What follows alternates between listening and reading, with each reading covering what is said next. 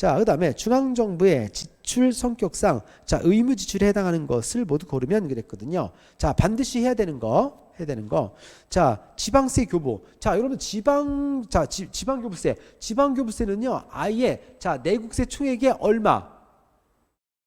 내국세 총액 얼마를 지방교부세를 무조건 줘야 되죠? 퍼센트. 10 뭐? 19점? 19.24. 19.24%를 무조건 의무적으로. 자, 춘철이 갑자기 생각 안 나요? 새롭습니까? 19.24? 춘철이 19.24 새롭냐고요?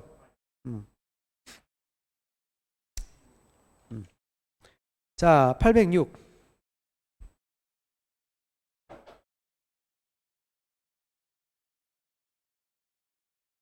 자, 806쪽의 하단의 표를 보시면 자, 지방교부세는요, 내국세 총액의 19.24를 의무적으로 주도록 돼 있어요.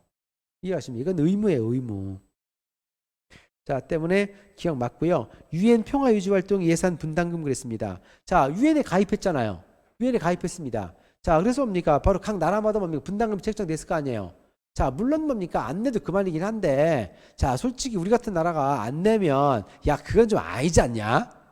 북한이 안 내면, 그렇지 뭐 그런 나라들이야. 그렇습니다. 근데 우리나라 같은 나라가 안 내면, 이거는 외국에서, 야, 한국 뭐 하는 거야? 쪽팔릴 것 같아, 안 쪽팔릴 것 같아요? 그렇죠. 이건 아니지. 자, 그래서 이건 당연히 주는 게 맞고요. 자, 그다음 정부 부처의 운영비. 정부 부처 운영비는 사실상 경직성 경비인 건 맞아요. 월급 같은 거 다 추가해야 되는데 이것을 뭐 의무 지출이다 이렇게 말할 수는 없죠. 경직성 경비인 건 맞지만 이걸 의무 지출이라고 볼 수는 없죠. 알겠습니까?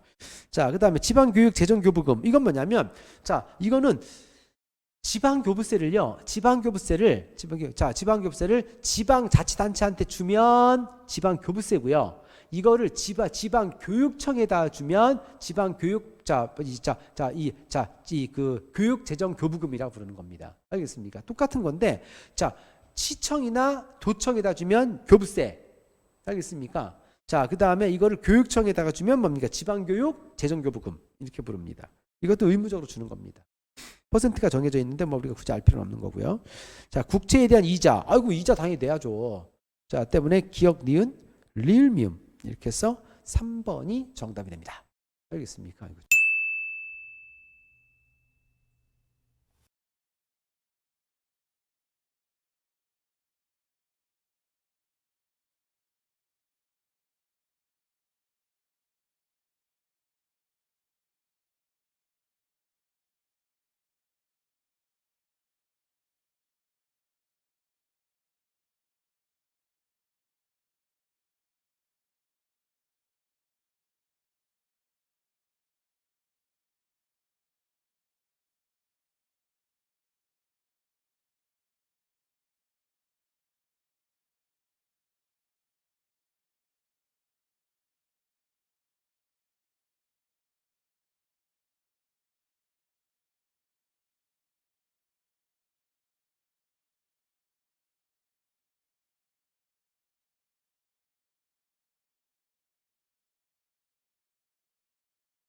자, 10번 볼까요? 자, 재정 준칙에 대한 설명으로 옳지 않은 것은 그랬거든요. 자, 이 재정 준칙은요, 여러분들 프린트 페이지에 있을 거예요.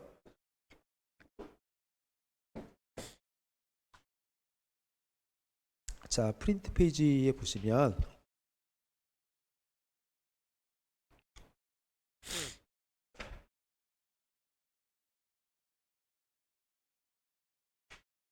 재정 준칙이 프린트 페이지 어디에 있을 수 있을까?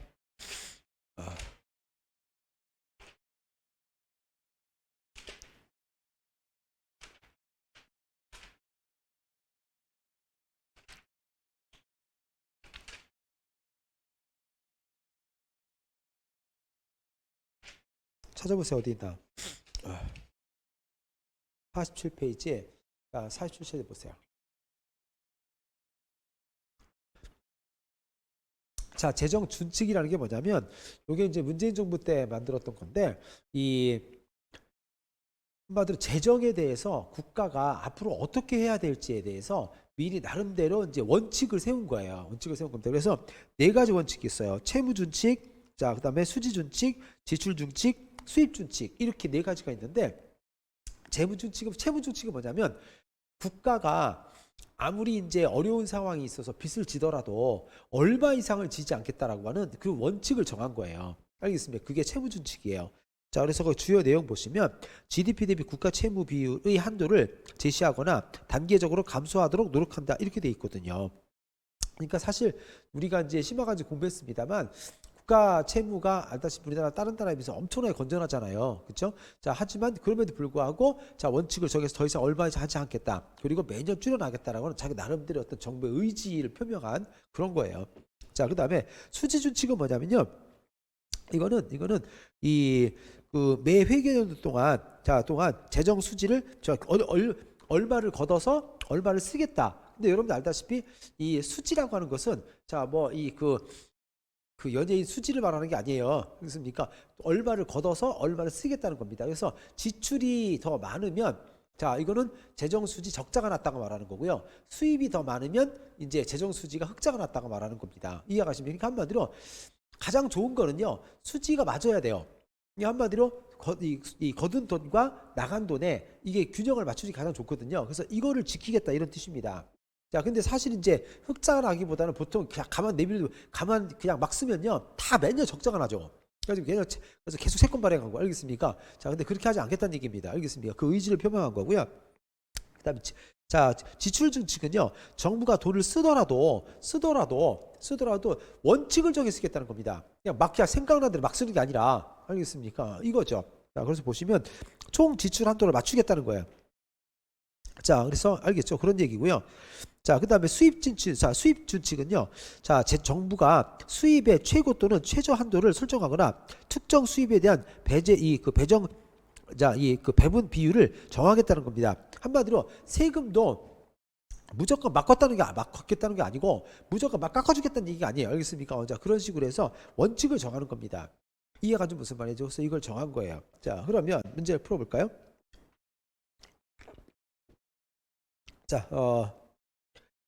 자, 국가 재정 준칙은 재정 건전성을 확보하기 위해서 국가 채무 규모에 대한 상한선을 정한 것이다. 맞죠? 자, 그다음 재정 수지 준칙은 정기 변동과 무관하게 설정되므로 경제 안정화를 오히려 저해할 수 있다라고 되어 있습니다. 이게 무슨 말이냐면 수지 준칙이라고 하는 것은 원칙을 정한 거잖아요. 그러니까 한마디로 얼마 걷어서 얼마 쓸 것인지에 대한 이거를 갖다가 딱 원칙을 정한 건데 원칙을 너무 정해놓으면 뭐가 문제가 되면 현실이 안 따라줄 수가 있거든요. 이해가십니까? 한마디로 코로나가 확산했다 이거야. 그럼 이때는 방법이 없어요. 돈을 지출을 해야 돼요. 근데 원칙을 정해놨으니까 지출이 너무 안 될 수 있잖아요. 그럼 경기가 그냥 확 침체가 돼버리는 거야. 이해가십니까? 그래서 이런 것처럼 너무 원칙에 치중하게 되면 너무 유도리가 없게 운영되기 때문에 오히려 안 좋을 수도 있지 않느냐라고 비판을 갈 수도 있다는 얘기지. 이해가십니까? 사람이 가정도 마찬가지죠. 상황이 아니면 돈을 꿀 때도 있고 그래야 되는 거 아닙니까? 그죠? 자, 그래서 그런 거고요. 세 번째, 그래서 맞는 말이야. 지출 준칙은 경제 성장률이나 재정 적자 규모의 예측을 의존하지 않는다 그랬는데요. 자, 재정 지출 준칙도 마찬가지죠. 자, 이것도 이 경제 성장률이나 재정 적자 이런 것도 현실 상황이거든요. 현실 상황을 고려하지 않게 된단 말이에요. 왜? 원칙을 무조건 지켜야 되니까. 그렇죠? 그래서 그런 부분들이 있다는 거야. 그다음에 재정 수입 준칙은 조세 지출을 우회적으로 활용함으로써 재정 건전성이 훼손할 가능성이 있다. 자, 조세 지출이라는 게 뭐냐면 조세 지출이라고 하는 게 뭐냐면 세금을 깎아주는 거잖아요. 그렇죠? 그러면 자, 여러분들 이 수입은 돈을 버는 거고 조세 지출은 돈을 쓰는 건데 자, 그러면 아까 지출 준칙이 뭐였었어요? 지출 준칙이 돈을 쓰는데 한계를 정하겠다는 겁니다. 그런데 지출 준칙을 정해놓고 겉으로는 안 쓰는 척하지만 조세 지출을 해버리면 그러면 이거는 지출 원칙에 거기에는 안 들어가잖아요. 아예 처음부터 안 걷었으니까. 그래서 지출 준칙을 정해놓고 바로 조세 지출이라는 방법을 통해서 야매로 쓴단 말이지. 이해갑니까? 무슨 말인지? 그럴 수가 있지 않겠느냐 이런 얘기입니다. 이해가 좀 무슨 말인지? 그래서 결국 조세 지출이라는 우회적인 방법을 활용해 가지고 지출해버리면 아무 소용 없다 이런 뜻입니다. 지출 준칙은. 이해가 좀 무슨 말인지? 물론 이제 우리나라의 문재인 정부에서 만들었던 지출 준칙에는 조세 지출을 포함시켰어요. 그래서 조사식을 포함시켜서 딱 정했거든요. 거기에 교재 보시면 나와 있을 거야. 조세이수 감치에 제한 내용까지 다 포함시켰습니다. 근데 이제 원칙적으로는 우리 행정학적으로 볼 때는 지출 준칙은 그냥 지출만 안 하면 되니까, 지출만 안 하면 되니까. 자, 그래서 우회적인 방법을 통해서 아예 안 걷어버리면 되잖아요. 그렇죠? 그래서 여러분 알다시피 조세 지출은 간접 지출이기 때문에 보이지 않는 그 혜택이잖아요. 그런 방법으로 잔대가리 굴릴 수도 있지 않느냐라는 얘기입니다. 그래서 자, 4번이 자, 그래서 이 4번은 그래서 맞는 설명인데, 근데 이게 맞는 지문이 되려면 재정 수입 준칙이 아니라 뭐가 돼야 돼요? 그렇지, 지출 준칙이 돼야지 지문상 맞는 겁니다. 자, 이번에 무슨 말인지 이해 갔습니까? 바로 그런 겁니다. 그래서 4번이 틀린 겁니다. 그래서 이제 이런 걸 자, 당연히 경제학자도 다 알고 있죠. 그렇기 때문에 이제 자, 행정학자도 알고 있기 때문에 문재인 정부 때 만들 때는 이걸 포함시켜서 개념을 넣었던 것이죠.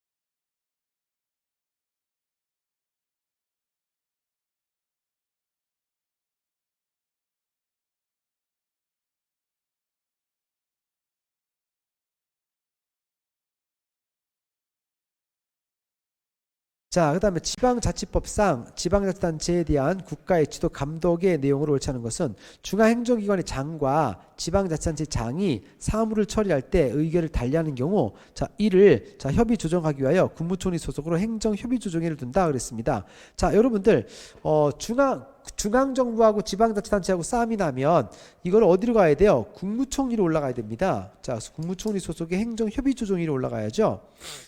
자, 심화책에 있는데 815.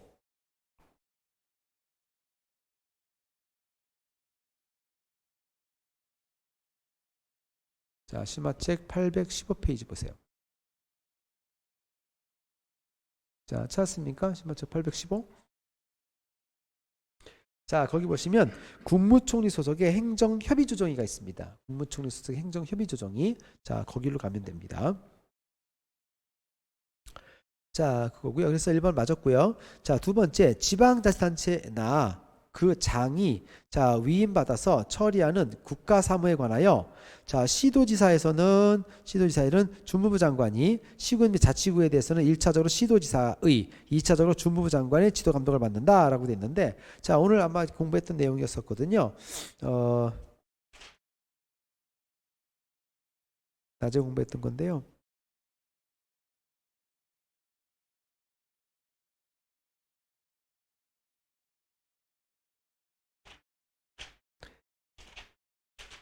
자, 772페이지입니다.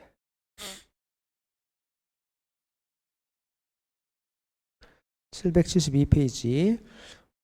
772.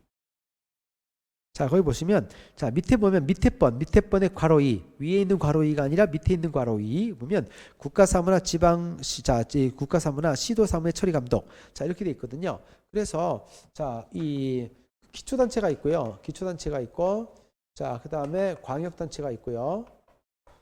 자, 이건 중앙정부가 있단 말이야. 그래서 자, 바로 광역단체는 중앙이 통제하고요. 자, 기초단체는 자, 얘가 통제합니다. 그래서 1차적으로 얘가 통제하고 2차적으로는 얘가 통제하고 이렇게 돼 있죠. 알겠습니까? 이렇게 돼 있습니다. 그래서 자, 중앙정부는 주무부 장관이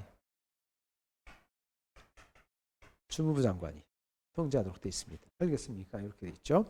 자, 그래서 자, 광역단체는 중앙이, 자, 기초단체는 광역단체가, 그리고 1차적으로 얘가, 1차적으로 얘가, 2차적으로 얘가 이렇게 되어 있습니다. 그 얘기입니다. 그거.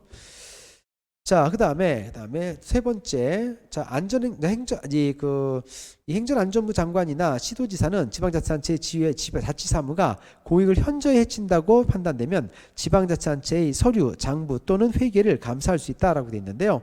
자, 이게 무슨 말이냐면, 자, 여러분들 773페이지 보시면, 자, 거기에 괄호 5번이 나옵니다. 지방자치단체의 자치사무에 대한 감사입니다. 알겠습니까?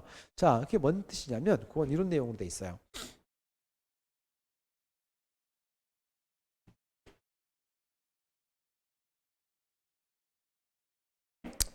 자, 이 지자체가 있고요. 지자체가 하는 일이 크게 고유사무가 있고요.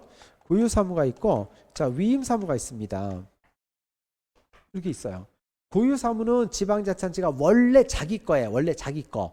이건 나라 거예요. 나라 거. 그렇죠? 이거는 나라 업무, 국가 업무고, 이거는 자기 업무입니다. 자기 업무. 그래서 어쨌든 간에 지방자치단체는 중앙정부한테 자기 업무든 위임 업무든 자신들이 하는 일에 대해서 보고를 해야 됩니다. 보고를 해야 돼요. 이해가십니까? 보고를 해야 되는데 중앙정부가 판단할 때 좀 이상한데? 라고 생각되면 바로 얘들한테 중앙정부가 지방자치단체한테 야, 너 장부 좀 까봐.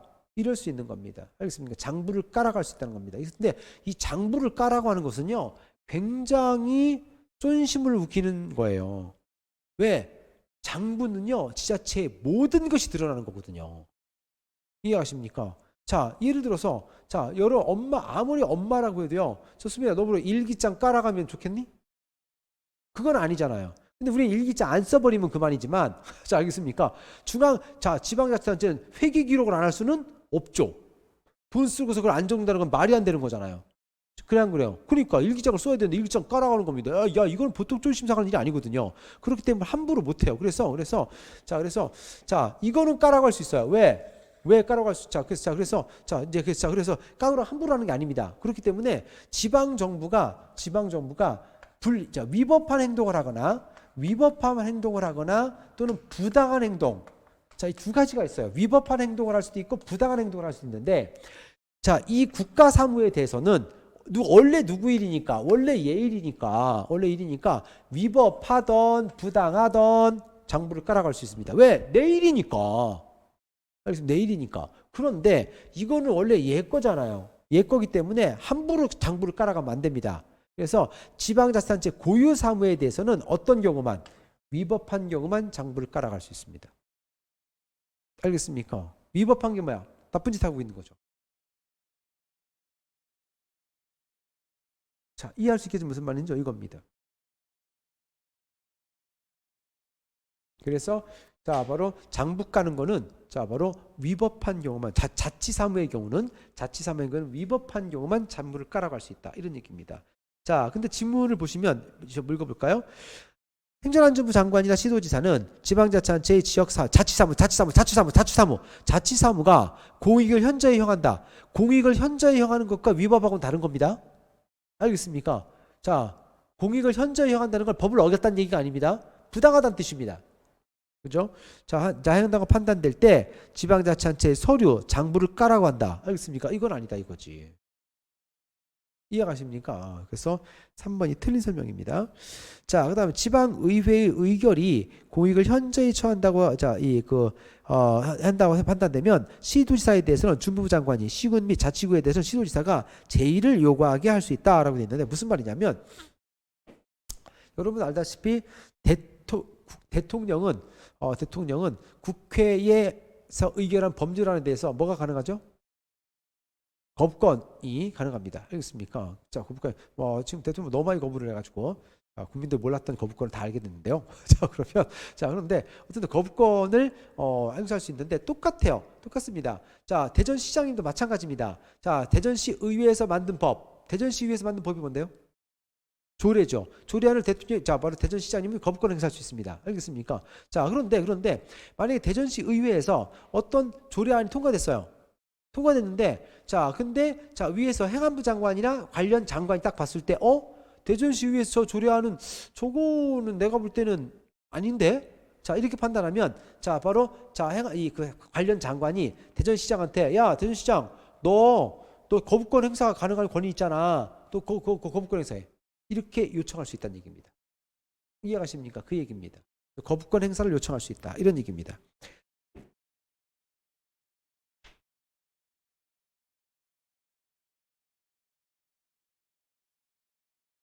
자, 거기 보시면요. 자, 바로 713페이지, 자, 괄호 6번에 1번에 내용이 나와 있습니다. 713페이지, 괄호 6의 1. 지방의회의 의결이 법률 위반되거나 공익을 현저히 해야 한다고 판단되면 시도지사의 주무장관이 시군 및 자치구에 대해서는 시도지사가 제의를 요구하게 할 수 있고, 알겠습니까? 자, 제의를 요구하게 할 수 있고, 이해가십니까? 이 얘기입니다. 제의를 하라고, 네가 권리가 있으니까 제의를 해, 이렇게 요청할 수 있다는 얘기입니다. 알겠지? 그 얘기입니다. 이 때문에 맞는 설명입니다. 틀린 거 3번만, 틀린 설명.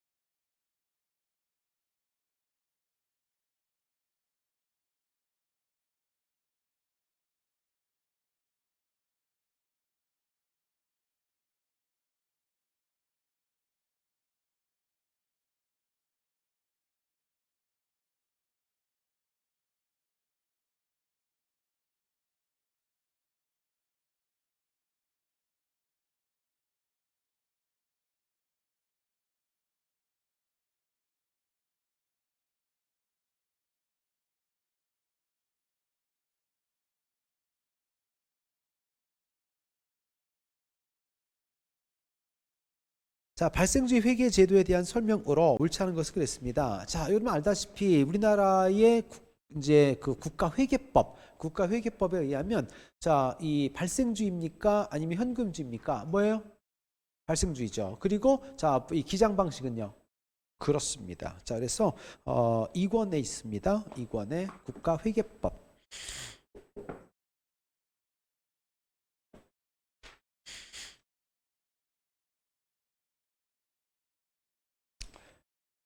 자, 667페이지에 있죠? 667페이지.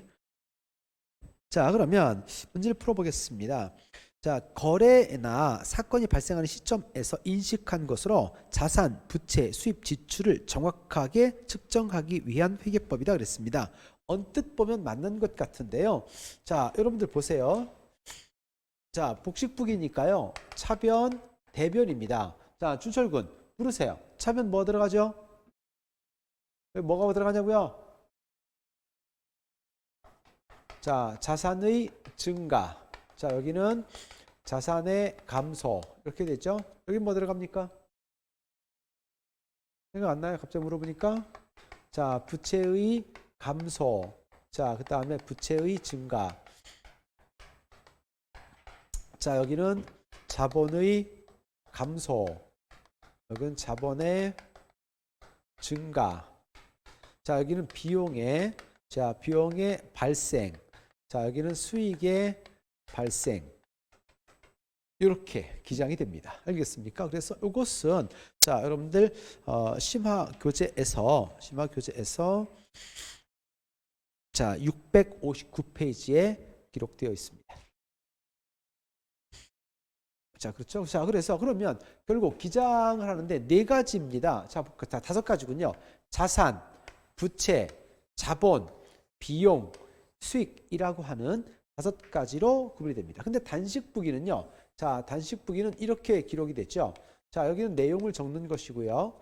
자, 그다음에 자, 여기는 이제 합계가 되겠죠. 자, 잔액이 되는 것이고요. 잔액이 되는 것이고, 여기는 수입, 지출 이렇게 됩니다. 그래서 단식부기는요, 그냥 수입과 지출로 기록이 됩니다. 알겠습니까? 자, 그러면 자, 지금 현재 문제 6번 뭘까요? 선택지 1번 갑니다. 거래나 사건이 발생하는 시점. 그렇습니다. 거래나 사건이 발생하는 시점. 이게 바로 이 발생주의죠. 이걸 기점으로 해서 그래서 자산, 부채, 수입 지출? 수입 지출? 아니잖아요. 그럼 뭔데요? 자산, 부채. 자본, 비용, 수익. 이것으로 기장이 됩니다. 이해가십니까? 수입 지출이 아닙니다. 수입 지출은 단식부기의 기장 방식입니다. 자, 그러므로 1번이 틀렸습니다. 자, 두 번째, 미지급금, 부채성 충당금 등을 포함하여 부채를 정확하게 기재한다. 그렇습니다. 그죠? 자, 여러분 알다시피 부채가요, 단식부기에서는 어디로 들어갑니까? 부채가 단식부기 어디로 가요? 수입이잖아요. 그게 어떻게 수입일 수가 있냐? 근데 수입이 기장됩니다. 그러나 단식부기에서는 뭡니까? 부채의 증가로 정확하게 기록됩니다. 알겠습니까? 자, 그렇죠. 그래서 2번 맞고요. 자, 산출에 대한 원가 산정이 가능하기 때문에 자, 분권화된 조직이 자율과 책임을 구현할 수 있다 그랬습니다. 산출에 대한 원가 산정이 가능하다. 무슨 뜻이냐면 자, 여러분들 봐봐.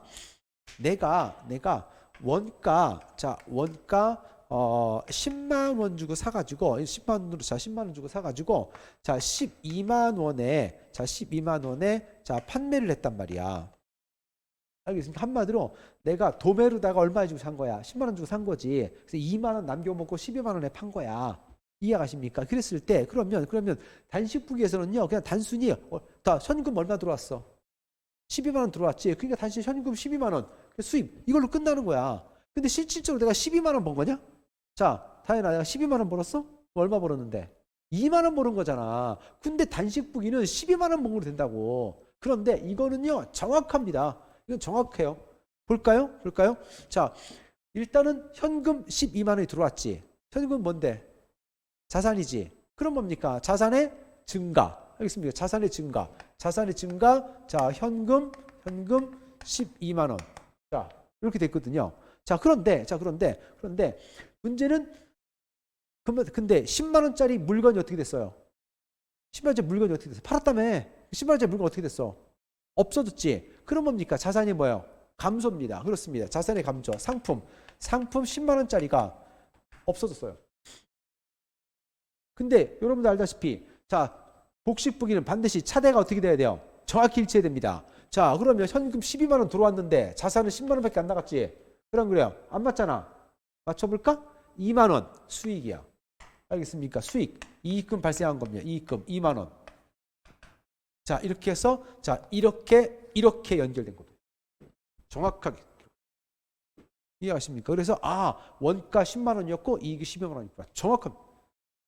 이해하십니까? 이게 복식부기의 원리입니다. 이해하십니까? 무조건 거래가 되면 차변 한 번, 대변 한 번. 이건 대변 두 번 적은 거죠. 그래서 상품 10만 원 나가고 이익 2만 원 발생. 정확하게 12대 12. 이해하십니까? 이렇게 되는 거고. 알아들었어요? 바로 그겁니다. 자, 그래서 원가를 정확히 파악할 수 있습니다. 알겠습니까? 나는 2만 원 이익 본 겁니다. 2만. 자, 이렇게 되는 거고요. 자, 그 다음에 산출에 대한 원가 맞고요. 그 다음 이 제도를 사용하더라도 현금 흐름 보고서를 통해 현금 흐름을 파악할 수 있으며, 자, 이제 이 부채를 과소평가는 현금주의 회계 제도의 단점을 극복할 수 있다. 그럼요. 부채를 현금주의에서는 단식부기이기 때문에 부채가 뭘로 기장돼요? 수입으로 기장되는 걸 해결할 수 있고요. 자, 그리고 이 제도를 사용하더라도 현금 흐름 보고서라는 게 있습니다. 자, 이 현금 흐름 보고서 이거는 별도로 현금이 어떻게 움직이는가를 따로 별도로 만들어낸다는 얘기입니다. 그걸 통해서 또 현금 흐름을 다 파악할 수 있다 이런 얘기입니다. 자, 틀린 건 1번이었고요.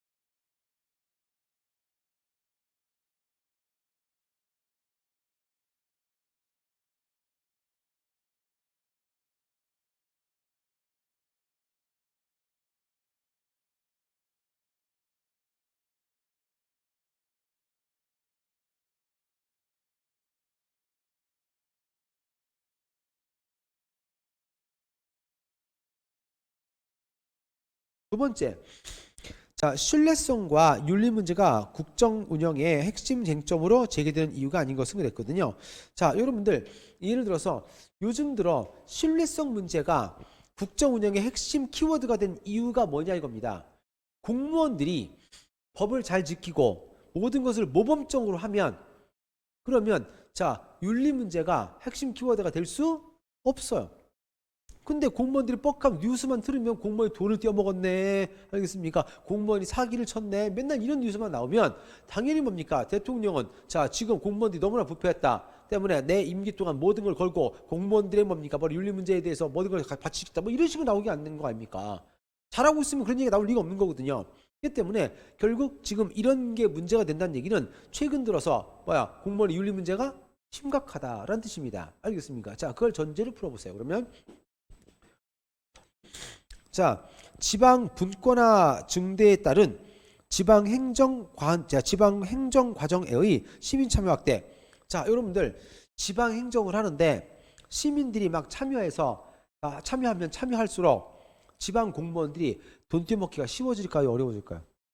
어려워지죠. 알겠습니까? 시민들이 막 뻑하면 뭡니까? 막 무슨 뭐 내놔라, 뭐 통계자료 대놔라, 알겠습니까? 뭐 회계장 뭐 해라, 막 이렇게 하면 못하죠. 알겠습니까? 그렇기 때문에 이런 시스템이라면 이거는 윤리 문제가 대두될 수 없습니다. 자, 두 번째는요. NPM 이후, 자, NPM이고 기관 간 경쟁 압박으로 인한 상호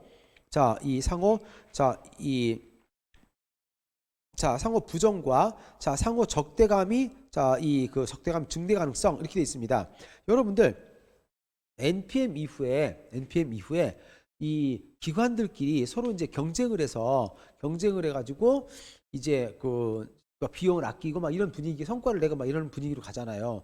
근데 이게 경쟁이 너무 치열해지면 나중에 뭐가 돼요? 갈등 상태가 이루어지게 됩니다. 갈등 상태가 이루어지거든요.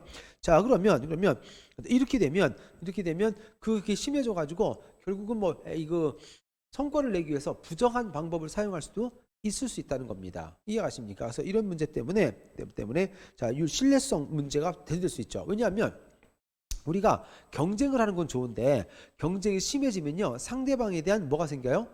불신이 생기기 시작해요. 이해가십니까? 이제 바로 그거죠. 자, 그래서 그렇게 되면 이제 조직이 무너질 수 있거든요. 그렇기 때문에 이거는 신뢰성이나 이 신뢰성 문제가 발생할 수 있습니다. 이해가시죠? 맞고요. 그래서 이런 분위기는 신뢰성 문제가 발생할 수 있어요. 자, 그 다음에 정부 역할 증대와 비대화에 따른 시민 전체의 시민 통제의 한계. 시민이 더 이상 통제할 수가 없어. 행정이 비대화지고 복잡해져서. 그러면 통제가 안 된다는 얘기지. 자, 그럼 통제가 안 돼. 공무원들이 나를 통제할 수 없구나. 이거 알게 되었어. 그럼 어떻게 해요? 잘해요? 돈 떼먹어요? 돈 떼먹죠. 알겠습니까? 이겁니다. 자, 그 다음에 정치적 후원의 증대와 공직자의 정치화에 따른 부패 가능성. 그렇죠. 정치 후원이 증대되고 공직자가 정치화되고 이렇게 되면 뭡니까? 부패 가능성이 높아지는 거죠? 맞았습니다. 자, 그래서 1번만 틀린 설명이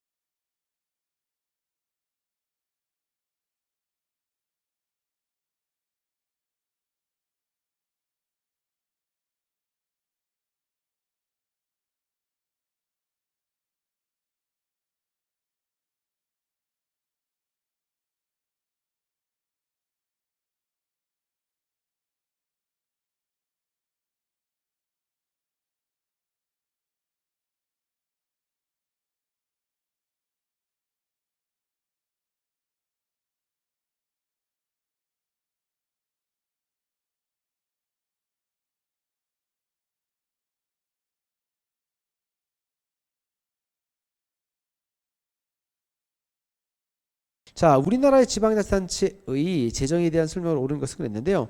지방세는 재산 보유에 대한 과세보다 재산 거래에 대한 과세의 비중이 상대적으로 크다고 그랬습니다. 자, 그렇습니다. 자, 재산 보유보다는 재산 거래 쪽으로 많이 갑니다. 자, 무슨 소리냐? 자, 심화책이고요.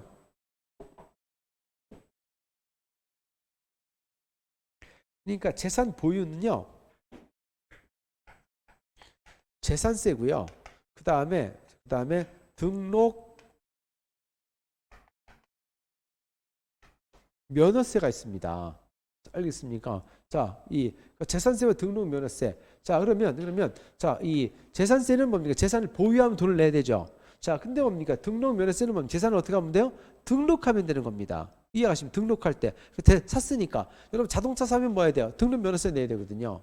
자, 그다음에 집사도 등록해야 되니까요. 그래서 등록 면허세를 내야 되는 겁니다. 이해가십니까? 이런 거거든요. 그래서 자, 요것은 보유세, 이거는 뭡니까? 과정세가 되는 겁니다. 이해가십니까? 자, 그런데 지방자치단체는요, 재산세 이거보다는 등록 면허세 이런 쪽이 훨씬 더 비중이 많이 돼 있습니다. 알겠죠? 그렇다는 얘기입니다. 자, 바로 그걸 말하는 것이고요. 그래서 맞는 설명이 되는 겁니다. 그다음에 자, 재정력 지수는 지방자치단체의 전체 재원에 대한 자주재원의 비율을 말한다 그랬습니다. 아니죠. 자, 이 공식 다 외웠어야죠. 103페이지, 필러 103.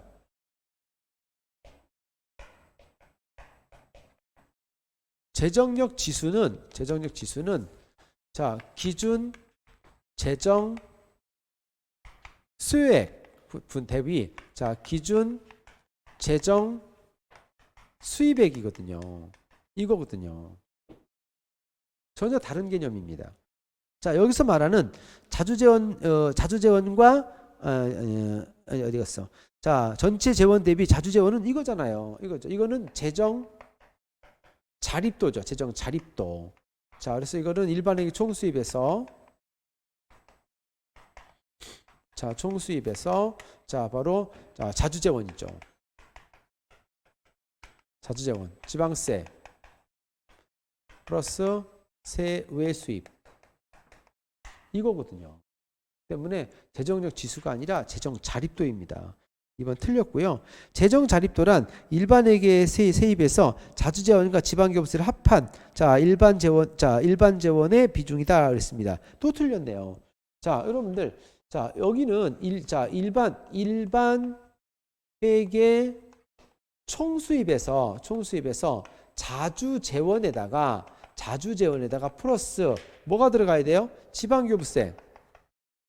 자, 지방교부세가 들어가면 이건 뭡니까? 이거는 재정 자립도가 아니라 재정 자주도죠. 재정 자주도. 이해하십니까? 틀린 거 아닙니까, 지금? 자, 그다음에 그래서 3번 틀렸고요. 네 번째, 지방재정조정제도는 크게 지방자치단체의 그 재원 사용의 자율성을 전적으로 부여하는 국고보조금과 특정한 사업에 사용할 것을 조건으로 선택적으로 지원하는 지방교부세가 있다. 반대로 설명하고 있잖아요. 자, 여러분들 필러 102페이지를 보시면 지방교부세가 있고, 자, 그다음에 국고보조금이 있거든요. 국고보조금은 어때요? 이거는 목적이 정해져 있는 바로 특정 재원이죠. 근데 지방교부세는 의존 재원이거든요. 이거는 자율 재원이거든요. 알겠습니까? 그래서 쓰고 싶은 대로 쓸 수 있단 말입니다. 반대로 설명하고 있습니다, 지금. 자, 선생님 이해 못하고 있습니까? 표정 이해 못하는 표정인데요? 거짓말 치고 있는 거죠? 아니, 솔직히 말해요. 어때요? 여기까지 개망신 당하면 그만인 것을. 말해요? 진짜 이해했어요, 진짜? 표정 이상한데? 이상한데. 자, 그러면, 그래서 이해할 수 있겠죠? 그래서 국고보조금은요, 딱 돈을 줄 때 목적이 있어요. 목적이 있기 때문에 특정 재원이고, 거기도 뭐라고 써있냐면요, 102페이지 보면 중앙정부의 감독이 심하다.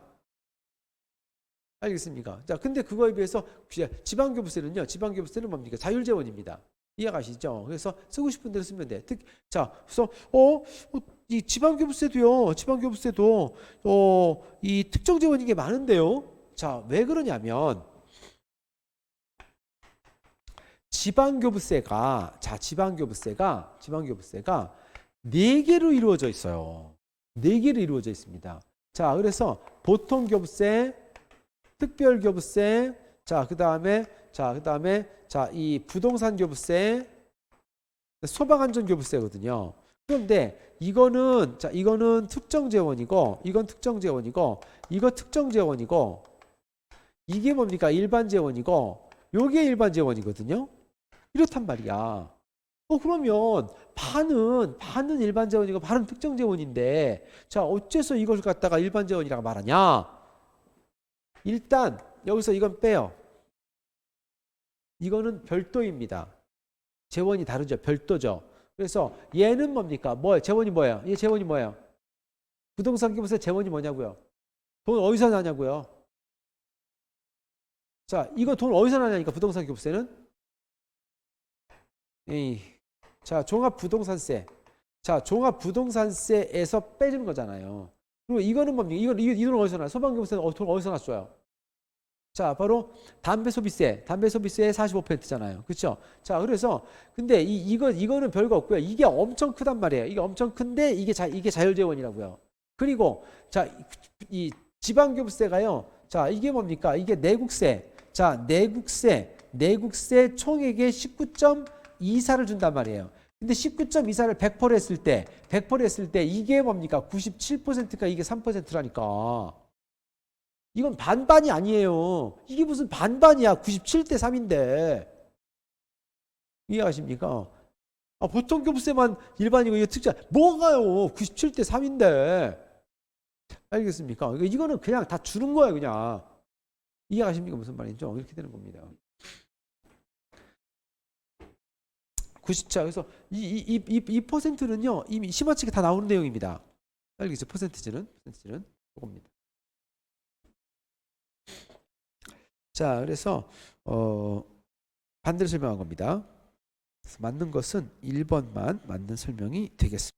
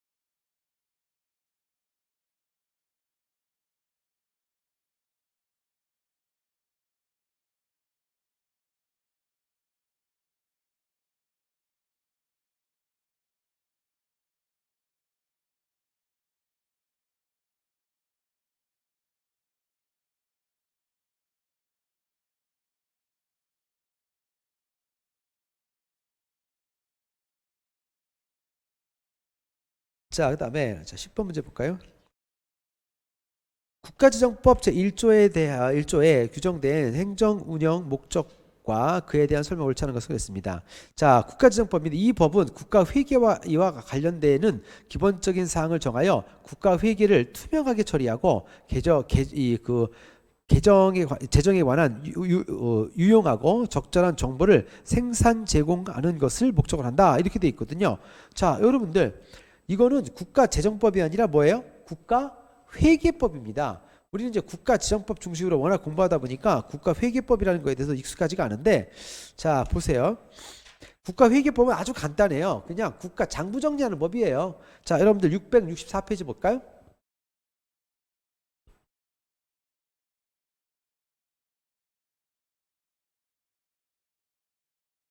자, 664페이지를 보시면 자, 거기에 국가지정법 나와 있죠. 국가지정법 내용은 어마어마하게 많아요. 대한민국은 국가지정법에 의해서 움직이는 겁니다. 근데 한 장 더 넘기면 아주 간단하게 복식부기 발생주의. 자, 여기 국가회계법입니다. 장부정리하는 법이야. 내용이 간단해요. 알겠습니까? 자, 근데 지금 이 내용은 1번은 국가회계법입니다. 재정법이 아닙니다. 알겠죠? 그래서 1번 틀렸고요. 자, 그 다음에 자, 재정의 투명성이란 재정의 편성부터 심의, 집행에 이르는 과정에서 재반사항 및 경과를 일반 국민들이 확인할 수 있는 것을 말한다. 그렇습니다. 투명하니까요. 자, 재정 건전성은 지출이 수입이 범위 내에서 충당하며 국채 발행이나 차입이 없는 재정 운영 또는 다소 적자가 발생하더라도 장기적으로 상환할 수 있는 정도의 크기의 재정 운영이다. 맞습니다. 재정 건전성은요, 빚이 없이 운영되는 겁니다. 맞는 설명이고요. 자, 그 다음에 성과지향이란 투입을 중심으로 하는 전통적인 재정 운영 방식에서 벗어나 성과를 중심으로 재정 사업을 평가 관리하는 것을 의미하며 재정 지출뿐만 아니라 조세 지출도 포함된다 그랬습니다. 자, 여러분 성과지향이라는 것은 자, 바로 자율성을 줄 테니 돈을 쓰는 만큼 뭐라 성과를 내라 이런 얘기거든요. 다 맞는 설명입니다. 틀린 건 1번이었습니다.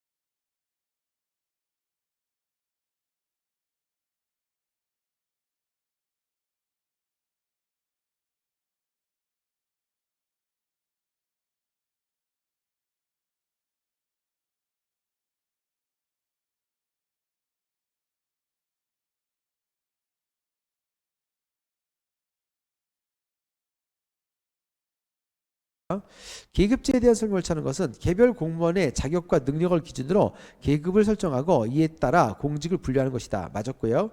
계급 간 승진이 어려워 한정된 계급 범위 내에서만 승진이 가능하다 그랬는데요. 자, 계급제는요. 사실 형식적으로는 여러분들이 9급으로 들어가서 1급까지 올라갈 수 있죠. 그러나 진짜는 그렇지가 않거든요. 알겠습니까? 그렇지가 않습니다. 보이지 않는 자 바로 유리벽 자 유리천정이 있죠. 그렇습니까? 있습니다. 자, 그 다음에 공무원 간의 협력이 원활하게 이루어지지 않는다 그랬는데요. 계급제가 협력이 이루어지죠. 사람을 부서로 돌렸을 수 있고요. 자, 근데 직위분리제는요. 각각 업무가 다 전문적이라 도와줄 수가 없어요. 이해가십니까? 각자 업무가 다 다르기 때문에. 자, 3번 정답이고요. 자, 이 3번이 틀렸습니다. 해당 직무에 적임자의 임명이 보장되지 않는다. 맞습니다. 왜? 그냥 뽑는 거야, 일단 뽑아서 자, 키워서 써먹기 때문입니다. 근데 직위분리제는 어떻게 해요? 그 업무에 가장 맞는 사람을 뽑죠? 자, 그렇기 때문에 4번은 자, 이거는 직위분리제 그 임명권이 제대로 보장되지 않습니다. 맞아요. 틀린 건 3번이었습니다.